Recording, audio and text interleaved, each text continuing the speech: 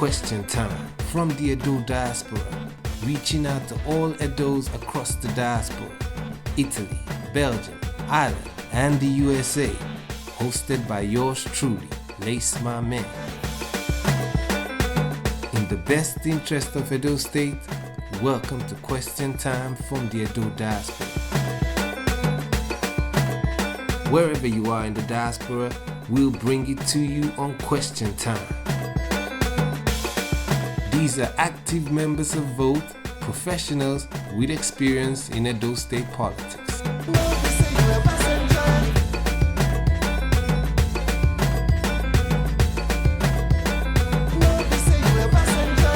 We have a common interest, so it's time for that conversation in the best interest of Edo State. So as you find you doesn't a passenger, need someone like a passenger, treat them all like a passenger. No, we say you're a passenger, don't find you doesn't a passenger, treat someone like a passenger, treat them all like a passenger. No, we say you're a passenger. Welcome to Question Time from the Edo Diaspora, a program where we bring you news from the Edo international communities. Today we're discussing the need to engage our Edo youths and young girls in gainful employment to prevent them from falling into the pitfalls of trying to travel abroad. My guest today is the solicitor, Mrs. Jennifer Obaseki, who is going to talk us through the process that in desperation to leave Edo State, 9 times out of 10, you will end up in the wrong place and it may probably cost you your life. Good day, Ms. Jennifer. A good day. Nice. Thank you for having me. You have experience of seeing so many Edo people in various stages of leaving. But what is the reason people are so desperate to leave Edo State for? Sometimes you ask them why have they taken this decision, why they've gone to traffickers, and usually it's because they say they've had to decide between either dying of starvation or frustration where they are, or dying of frustration or attempting to leave where they are. So it's quite desperate. What are the common desperate practices people get into just to leave Edo State, just to get abroad? Now, this is the worrying, side of things. People will either get their parents to sell their property, take loans, the let's say the unofficial loans. Okay. So from underground people that will accelerate interest. Not only accelerate interest, but put undue pressure on people to do other things because they're in debt. Yeah. So using them as slavery, going in and taking other girls, abusing them, and abusing them physically in other ways. But the point is, people also go and sell their land. People sometimes engage in, let's say, other harmful traditional practices, rituals. So out of that desperation, in order to facilitate the journey, you have people doing these additional things that are causing harm. Break it down to monetary. When we look at the type of loans available, and talk about the interest. From your experience, what is payback time and how much is paid? It's usually 3 times the amount, sometimes more.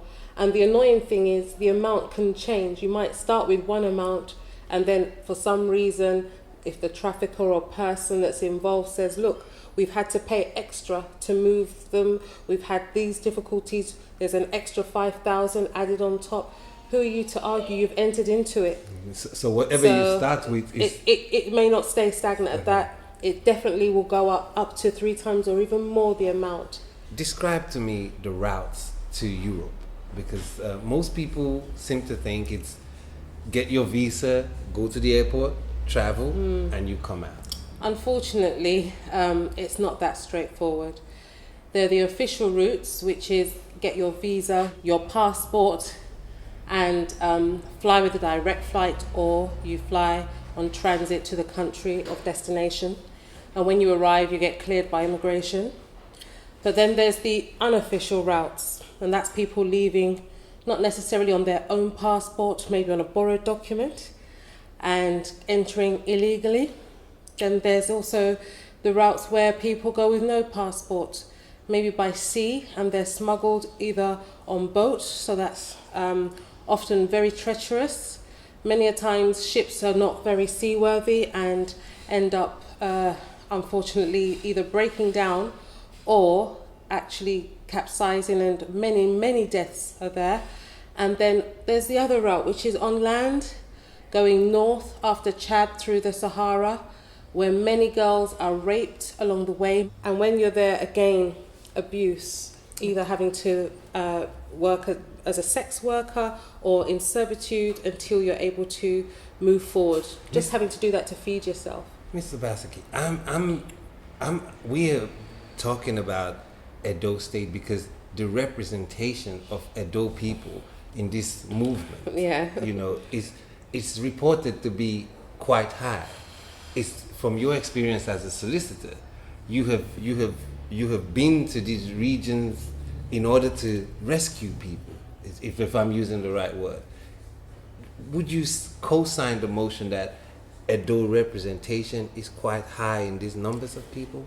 Unfortunately, and as much as I hate to admit it, because I'm a very proud Edo woman, yes, Edo is seen as one of the highest numbers. The girls, when you look at the number of girls that are being moved into Europe, the number of Edo girls are seen to be up to 90% from all parts of Nigeria. The numbers coming out of Nigeria. Now, it's true that when you go to certain places such as Italy, many of the people when caught will say that they're from Benin when they're not from Benin. Okay. So that they get the sympathy as I'm from one of the most trafficked places, I'm a victim. But the truth is they're all victims. Yeah. However, why that is the case is one of the reasons why I'm getting involved. Why is it that then we're not seen for the excellent tradeswomen we are, the brilliant businesswomen we are?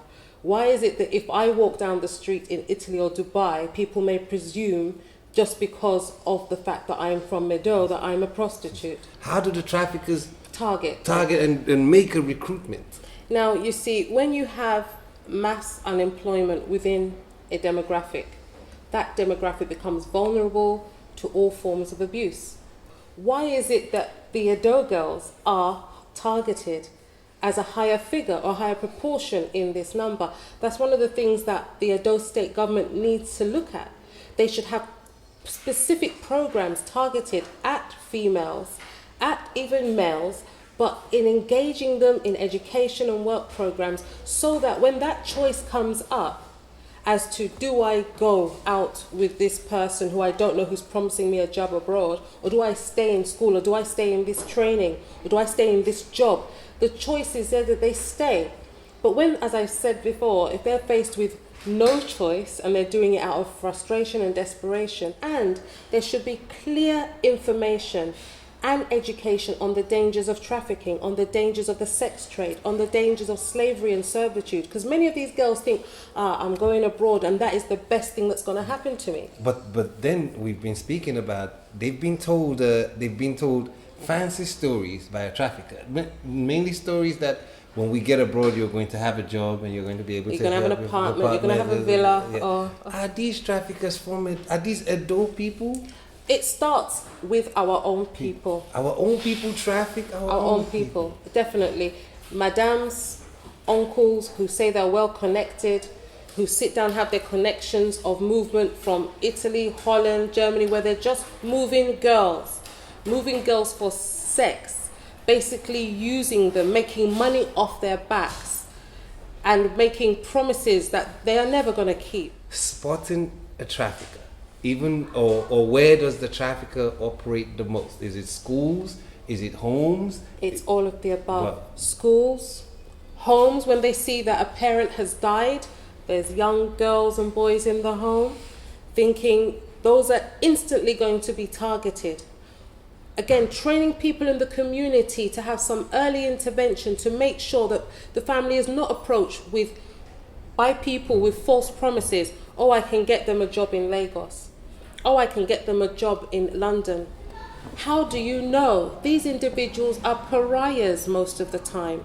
Unless there is a clear path, unless that person's making a legitimate visa application for your child and you're going to have continued communication with your child or adult, then please do not put your child or do not put that individual in harm's way. It's as simple as that. Many of the girls are moved not necessarily out of the country, but you can imagine if when they're moved to Lagos, they're moved to Abuja, locked up in houses, forced into prostitution, beaten into submission until they give in to that way of life, pimped by older women and men. Do not think that women cannot pimp. Are not involved. Exactly. Many of the time, the women play a major role, and it's because many of them have been unfortunately introduced into that way of life, and they have this loss of empathy. They're totally disconnected. They're completely disconnected. As far as they're concerned, the girl should run her course because they've had to run their own course. Question time from the Edo diaspora, reaching out to all Edos across the diaspora.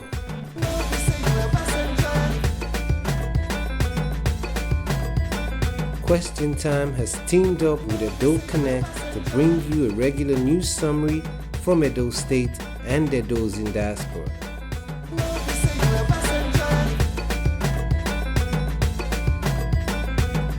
On Edo Connect, we got fashion blogger Emil Saboye.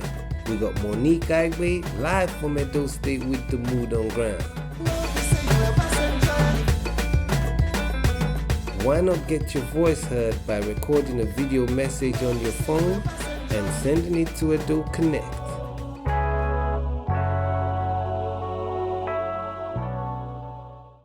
I'm Dr. Edmund Ediosage. I am a consultant gynecologist and medical director at Cheshire Fertility Centre. Cheshire Fertility Centre is a contemporary fertility, assisted conception and specialist gynecology service provider. We provide the very best and full scope of fertility treatment services, including IVF and specialist gynecology services for fibroids, endometriosis and repeated miscarriages. Our experts are leaders in the field of fertility and women's health with over 30 years experience that has provided them with detailed understanding of the sensitive cultural needs of African and Asian clients. Cheshire Fertility Centre is based in London, Macclesfield and other locations around the UK. We guarantee prompt, efficient and cost-effective service with no waiting list. You can get to see our experts within a week of your inquiry. Come and see us at Cheshire Fertility Centre, where we expand horizons and fulfill dreams. When you're looking for a solicitor to deal with your case, you don't just look for any solicitor, you look for the right solicitor. An expert who knows what he's doing can deal with your case the right way, achieving the best results. Obaseki Solicitors has more than 100 years of specialist experience serving the local community in immigration law, property law, human rights legislation, civil and criminal litigation, family law, employment law, Sharia law, business law, maritime and commercial law, providing professional legal services globally in Africa, Asia and Europe. Be assured we'll be able to deal with your case the absolute right way with results. So, contact us today by phone on 020 7739 7549 or go online at www.legalpal.com. We have spoken about the traffickers, the people who are trafficked. If the traffickers are applying pressure on the parents in Edo State, it's pressure. Yeah, and then if the girl where she is, She's under pressure. she's under pressure as well. Yes. Are you recommending the parents at home? Have there been incidences where the parents actually went to the police and it still didn't stop anything? Of course, because of the level of corruption in our country, when people are arrested, they don't always face justice. So that is another thing that the state, as I've said, and the police must ensure happens. Once you get a trafficker, once it's been proven that they've taken money, they've actually had forced control over an individual, there should be further intelligence to investigate the ring of activity, from the money laundering to the movement of the girls. But when has this ever been done to the full extent in Nigeria? Where even at the heart of where they say trafficking is Edo State, how is this being done? What mobilization forces? Foreign governments even pay NGOs in Edo State to try and engage women and girls to stop them from going into this or falling victims to this lifestyle. And what effectiveness, how is this being measured on its effectiveness? So again, this is another thing that the government should be doing, measuring the effectiveness of these programs or where these monies are going. Have you found an uncanny love, a desperate love for money amongst Edo people? Because the suffering in Edo State is not peculiar to Edo State. Of course. But why parents and government officials, even giving NGOs from foreign governments to be able to help these girls at home, all indulge in is our love for money. It's higher than other parts of You Nigeria. know, the frustration when you see people coming to talk about it so much, but do nothing, or do nothing effective. They'll take some pictures with some market women, take some pictures maybe with some young girls. Where's the continuity? There's hardly ever constant monitoring of this. How many actual figures of girls have you got to graduate from these programs? Have they gone on to be productive members of society? How are these programs designed to deliver productive members of society who will not see going abroad or trafficking as an option? Unfortunately, again, as I say, the lack of coordination, maybe the lack of experience, the lack of commitment by our state government is what we see today. They will often rape girls into submission. Themselves. Yes, of course. Edo man raping Edo girl in a foreign course. land to Yes, make rape them- girls into submission, or while they're there, continue to enforce the contract, threats, beatings. It's perpetrated mainly by our Edo men. Obviously, there is Italian mafia, but there's also Edo boys who think that they're now mafia.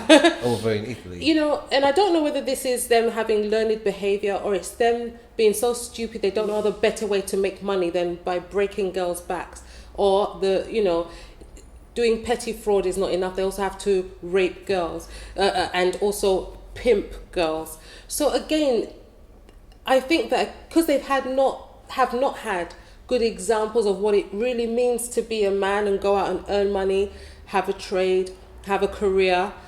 They've grown up in, I've been, sent abroad at a young age. This is what I see. So to become a big man, this is what I have to do. So Ignorance. Let me say now, this is election time, and you are very vast in this matter.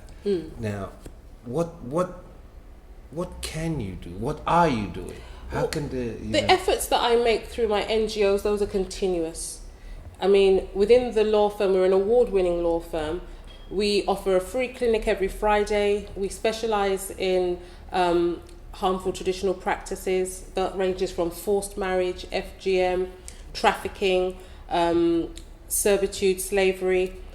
So we specialize in those areas. We also have a business element to the practice. But under my NGOs, we do training, early intervention training. But within the state, Edo State, it's important. State level, yeah. It's important. We often put proposals into the Nigerian, let's say, state government, and even engage in talks with elements of the federal government and ministries. So it's very, very important that initiatives are taken up. Best practice is enforced, especially in our state. And the proven numbers of these, trafficked girls from Edo State, because of those proven numbers, best practice must be instilled by the government. All these NGOs that are there, again, monitoring. What are they actually doing? Are they effective? If they're not effective, let them go regroup and stop taking money for doing nothing. You can't just sit down in a small makeshift classroom, take picture of they were giving sewing machine to girls or rice to girls and women and say that they are productive. That's not productive. Being productive is having quality training, quality constant information, showing the monitoring of the people that leave your programs and seeing that they become productive members of society. You must not turn down offers from abroad for work and to travel. No, we're not saying that. What we're saying is you must validate offers to go abroad to study and to work. You make sure that these are valid, genuine offers, and not that you're being moved into harm's way by a trafficker. Mr. Obaseki, for the purpose of being an Edo person, I like to break down the process of validation. Okay. When you say validation, what do you mean by validation? What I mean is, because of the risk, the high risk, proven risk to the people within my community, my Edo, there should be specific measures put in place. There should be double checks to make sure, this is a high risk person.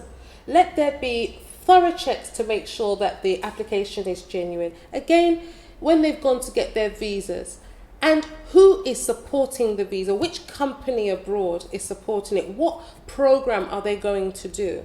If they have become stowaways on a ship, let them be treated as victims, not necessarily as willing participants. Many of the people that we've actually gone to try and help have been victims. They've been told they're traveling abroad. When they've got to Lagos, they'll think, okay, uncle or auntie passport, and when is the flight?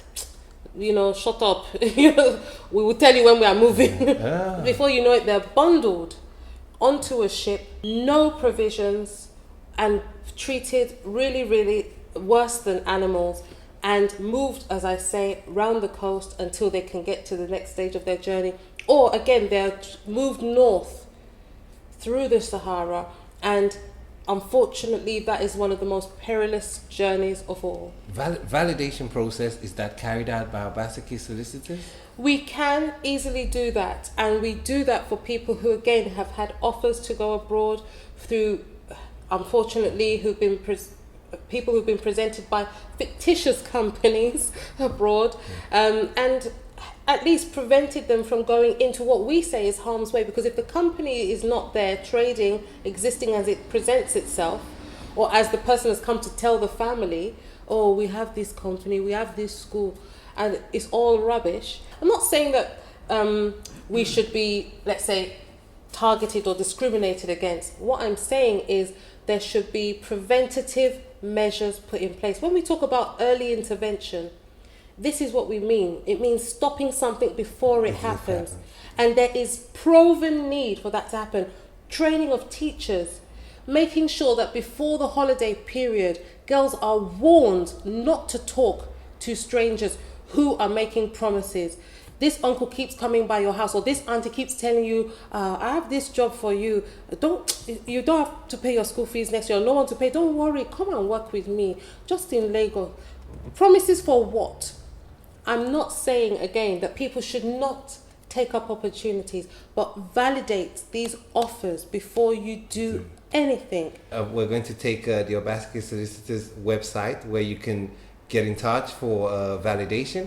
We've established that trafficking is an organized operation.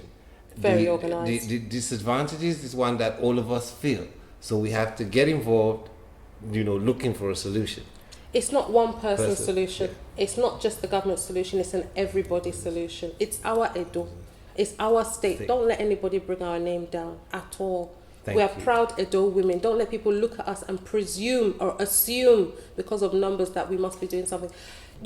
Business women that are from Edo State, models, lawyers, doctors, artists, we are too big for this. Thank you very much, Ms. Jennifer Obaseki, and the address will come up on the screen. You can see it as we speak. Yeah, and if there is anybody in problems that you know in Europe, if you know that they're trapped, please contact us. We will do our best to help them and set them free. Thank you very much. You heard it from Ms. Jennifer Obaseki. I'm Lakes My Man. Thank you. Question time. Reaching out to all Edos across the diaspora. So as you find yourself in a passenger,